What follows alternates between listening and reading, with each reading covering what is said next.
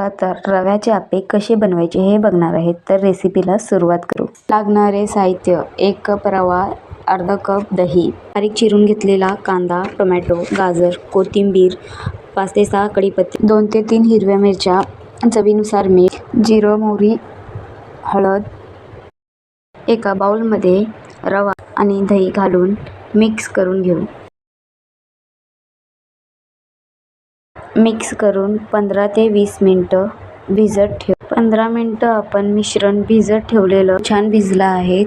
मिश्रण घट्ट वाटल्यामुळं आपण त्याच्यात थोडं पाणी घालून सैलसर करून घेऊ। कढईमध्ये तेल गरम करून घेऊ। जिरं मोहरी तडतडल्यावर चिरून घेतलेली हिरवी मिरची घालून घेऊ। त्यातच कढीपत्ता, अर्धा टीस्पून हळद घालून घेऊ। मिक्स करून घेऊ।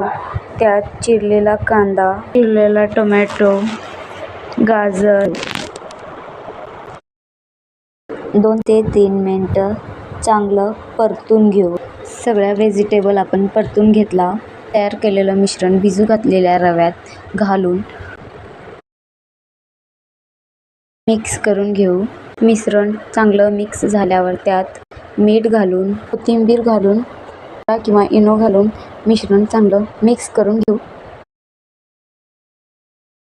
मिक्स करून घेतला। पात्र गरम करून त्याला थोडे तेल लावून चमच्याने मिश्रण घालून झाकण लावून मध्यम आचेवर 4 ते 5 मिनिटं शिजवून दोन्ही बाजूला आपण आप्पे भाजून घेऊ। रवा आप्पे तयार आहेत। चटणी किंवा सॉस करून सर्व्ह करा। कुरकुरीत व स्वादिष्ट रवा आप्प्याचा आनंद घ्या। असेच नवनवीन व्हिडिओ पाहण्यासाठी आपल्या चॅनलला लाईक, शेअर, सबस्क्राईब करा।